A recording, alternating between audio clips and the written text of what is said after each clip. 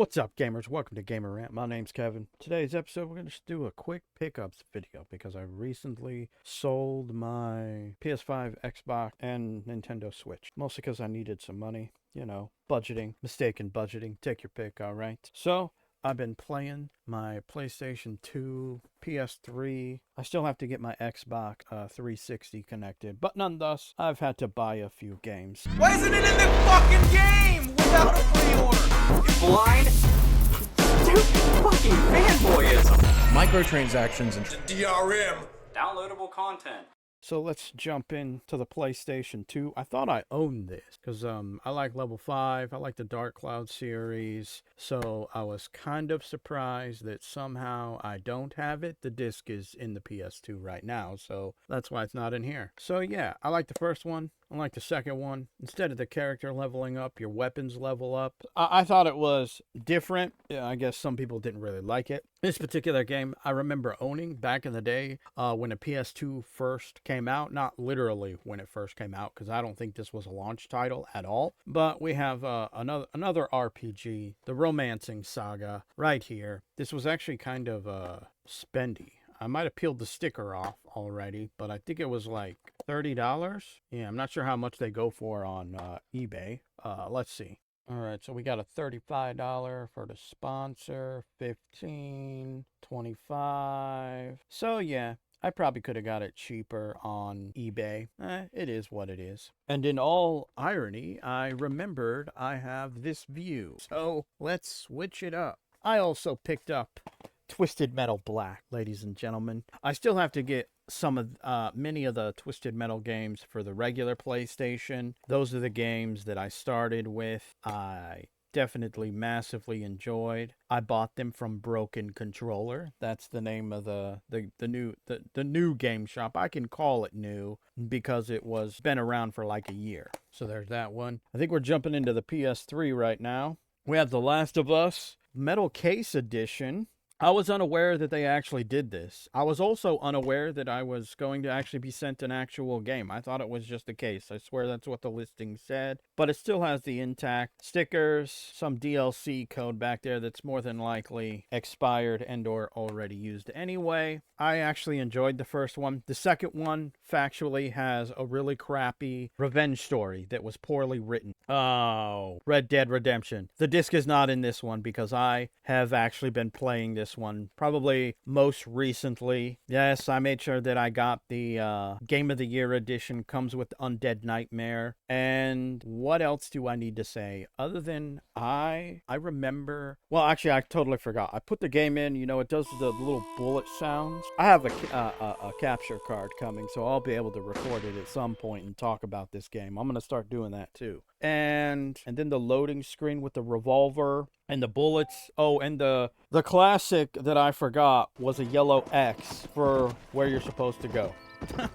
Classic stuff, ladies and gentlemen. Okay? So yes, Red Dead Redemption, PS3. Now, I already owned White Knight Chronicles. This actually comes with the first one. So technically, you don't really need to buy the first one or own the first one. You could just buy the second one, and it comes with it on it as well, which is nice in retrospect. This is a game that was done by Level 5. Fun fact, there was a lot of controversy around, I think, both definitely the first one and the second one, because it contained over $100 of microtransactions. I think it was close to 150. In fact, so much that gamers started messaging the company Level 5. Right there, there's their logo right there. And people they were like, hey, this isn't us. This is the publisher. Publisher's making us do this. Coming in next, we have Saints Row the Third, the full package. Funny thing about this one is I went and I purchased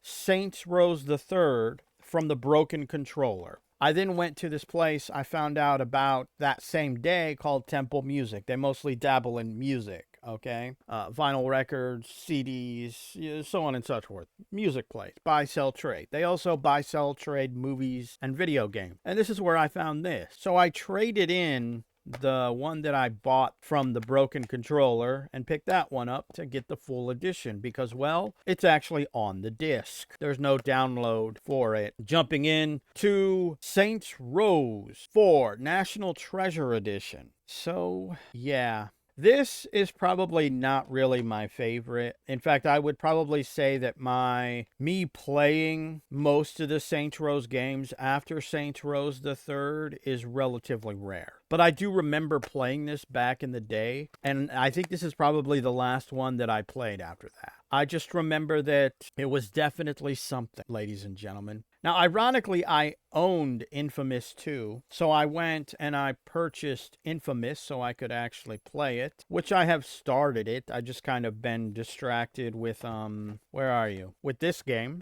Been distracted by Red Dead, okay? And definitely a good series. I like all the Infamous games. Infamous, obviously, 1, 2, and the other ones. I can't, their names aren't coming to me right now, but I do enjoy them. And then, of course, I needed myself a Grand Theft Auto game for the PS3. And I played Grand Theft Auto 5 quite the amount of times, but I was like, you know what? It's been quite the amount of time since I played the let alone Grand Theft Auto 4, let alone I remember playing Lost in the Damned. I don't think I ever played The Ballad of Gay Tony, so there's quite the amount of stuff that I need to do in this game. I have beaten Grand Theft Auto 4.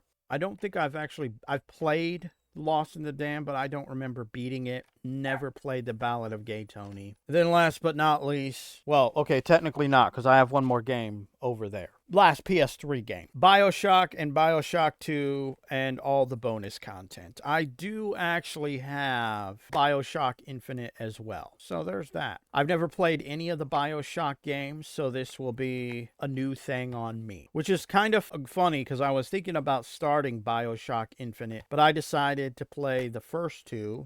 So when I saw this, ironically in Temple Music, I decided to pick it up. And then, of course, people only be having like one Xbox game that I was interested in. I have been looking for the PS2 Mortal Kombat game, Armageddon, Shaolin Monk, Mortal Kombat Deception. But I'm not picky. I'll buy them on either the Xbox system if they had them at the time. I don't know. I had a PS2, so I don't know. I'm assuming they also came out on whatever corresponding Microsoft, which I would imagine is the Xbox. So I got the anniversary edition to Fable. Ironically, the first Fable game I ever played was Fable 2 on the 360. And then, of course, Fable 3. I did not try Fable Journey because it was that Connect motion bullshit. I was like, screw that. I have played this, but I have not actually completed it. So these are all the games that I've picked up in the last, well, technically the last month and a half. And personally, I also picked up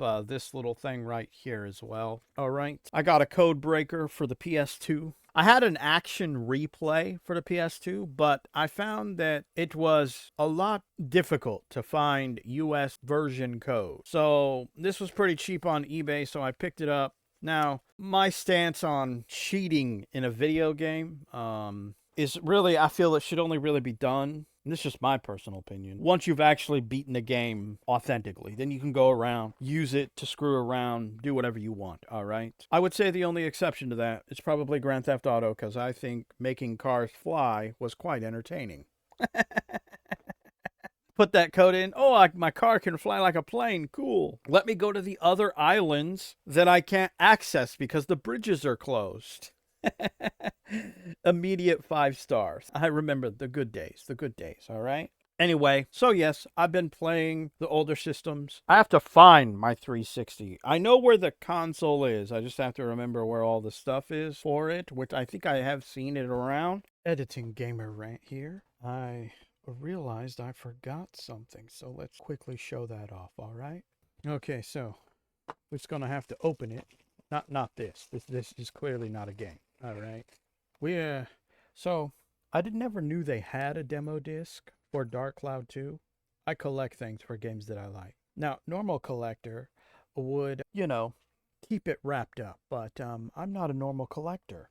Okay, we just got a basic sleeve in here. So it pretty much looks exactly like the PlayStation 2 disc, with the exception, obviously, that one doesn't say not for sale demo disc. Save $5 off the purchase of Dark Cloud 2 at Circuit City. So this clearly had to have been something that was at Circuit City.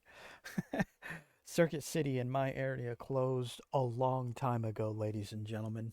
Anyway, I hope you enjoyed this video in some fashion or form. And remember, gamers, if not voicing your thoughts and concerns about the bullshit in gaming, the bullshit game developers and game journalists and publishers say and or do, you just might be a part of the motherfucking problem.